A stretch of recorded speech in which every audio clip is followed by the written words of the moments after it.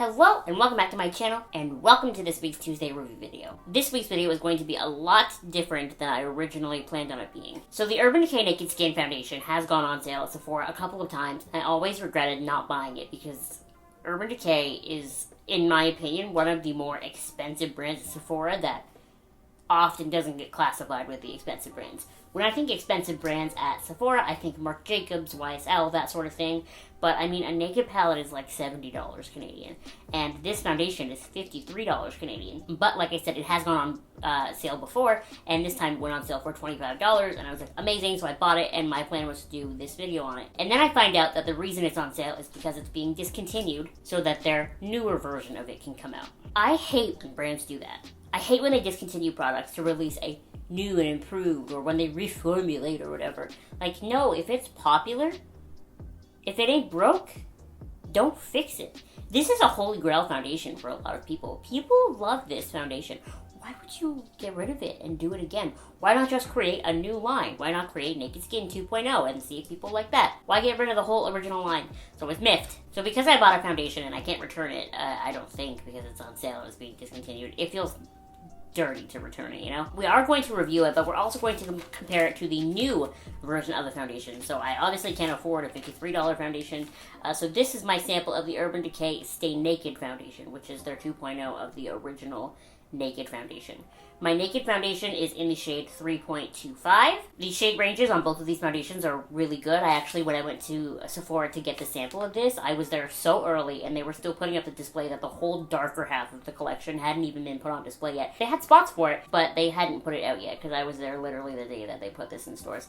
But my shade of the Naked Skin foundation, the original one, is 3.25, so shade 3, and then the 0.25 denotes the cool undertone, I believe. And then the shade that I have in the newer foundation is shade 30NN, so 3 neutral. I didn't get the cool toned one of this because the cool toned one said cool green on the packaging, and I was like, green? Why would I want a green foundation? In both foundation bottles, whether you can find the original foundation or the new one, you get 1 fluid ounce, and they both retail for $53 Canadian, which I think is a really high price, especially when so many drugstore foundations, especially these days, are so good. And Urban Decay is owned by L'Oreal, and L'Oreal foundations are pretty great in the drugstore. So fun fact for you there, you know. This is 3 times as much money as some of L'Oreal's other brands. So before we get any farther into my thoughts on this foundation, I want to take a look at both of them on the Sephora website. There are only a few shades of the original foundation left in stock on the website, but if you go to Sephora in store, I'm sure some of them might still have some shades. I know that mine does still have some. They're kind of selling it until they're out, you know? So it says, you know, this is the Urban Decay Naked Skin Foundation. It retails for $53 Canadian usually. What it is, a demi-matte liquid foundation with light diffusing spheres that reduce the appearance of fine lines, wrinkles, and imperfections for luminous skin. Coverage, medium. Finish, matte. Formulation, liquid. Skin type, normal, dry combination. And then I like at the bottom, it makes a note. What else you need to know? Last chance, get Naked Skin Foundation before it's gone. Stay Naked Foundation launches on Sephora.com on July 29th and in stores on August 1st. So that's obviously already passed. I find it weird that it says in the first line there that it's a demi-matte finish and then it says the finish of the original foundation is matte, when most people who have tried it, myself included, consider it more of a dewy, glowy foundation because it does have those little glowy spheres in it, I guess. And then if we go to the new foundation, again, $53 Canadian. What it is, a vegan buildable medium coverage liquid foundation with a real skin matte finish that lasts up to 24 hours. Coverage medium, finish matte, formulation liquid, skin type normal, dry, combination, and oily. What else you need to know? Available in 50 shades, designed with 9 shade intensities, 3 master tones, and 7 undertones. This waterproof longwear foundation feels like a second skin thanks to its breathable formula. It feels better and looks better with a Stay True color, which minimizes the appearance of pores. So like I said at the beginning of this video, I am not a fan of reformulations historically and when they change things. You know, I even look at the bottles. I prefer the original bottle, I convince myself. It's like a simple, sleek cylinder with a silver top. I like it. It's simple. It's nice, you know? The new bottle is like square and the top is gold. I'm typically not a gold fan anyway. And it's got that weird cutout in the side that's like, you know, the glass is in. I don't know if it's supposed to be for ergonomicness or if it's just supposed to be fancy. I don't know. But I convinced myself I don't like it. But the reality of the situation is now, after trying both foundations, I think I do like the new formula better. I know that's so against me because I'm so stuck in my ways. I'm such a 40-year-old lady. But I do think I like the new one better. The new one, I find like, the original one claims on the website that I showed you to have a matte finish, but I find it to be really glowy, and throughout the day, as I get oilier, I find that it gets oilier, and then it looks makeup-y and sort of cakey the longer I go out throughout the day. But then this newer formula, because it does set a little more matte, it doesn't set matte in a way where my skin feels dry. It just sets matte in a way where my skin doesn't feel tacky to the touch at all throughout the day. I feel like I do get a little more coverage with the new one, and it does look a little more skin-like. Like, it does just blend more seamlessly.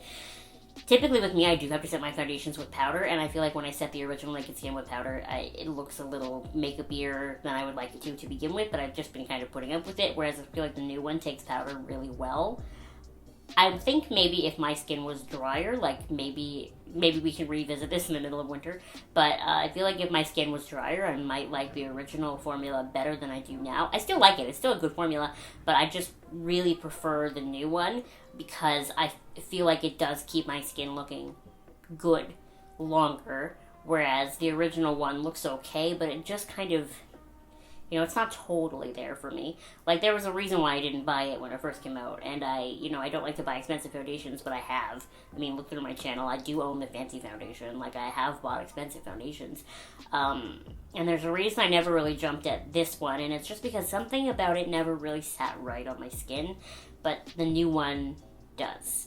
So if you're someone who has been a hardcore, long-time stan of the original Naked Skin foundation, I actually do recommend trying the new one because it's one of the very few cases where I feel like a reformulation actually did improve the product rather than just wrecking it.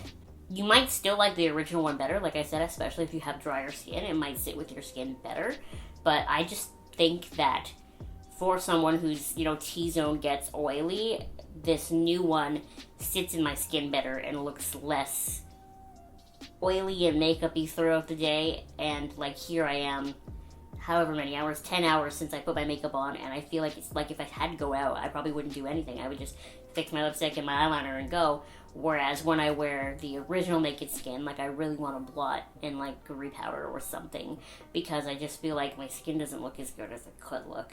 And it's sad because I thought I really liked this original foundation, and I guess it was just, I thought I really liked it until I tried the improved formula, and I prefer the newer one. Again, I want to reiterate, that's not to say that I think the original foundation is bad. I do still like it. It makes it sound like I'm being so negative about the original foundation, but I'm just trying to point out some of the improvements that I think that they made with this new one. I still prefer the original bottle. I don't know if that's just me being an old lady who's stuck in her ways. I just think the new bottle looks a little tacky. I don't know. I still think $53 is too expensive for a foundation. I don't care what's in it. I mean, I feel that way about most foundations that you can get at Sephora, but Urban Decay, I always feel like it's just so extra priced.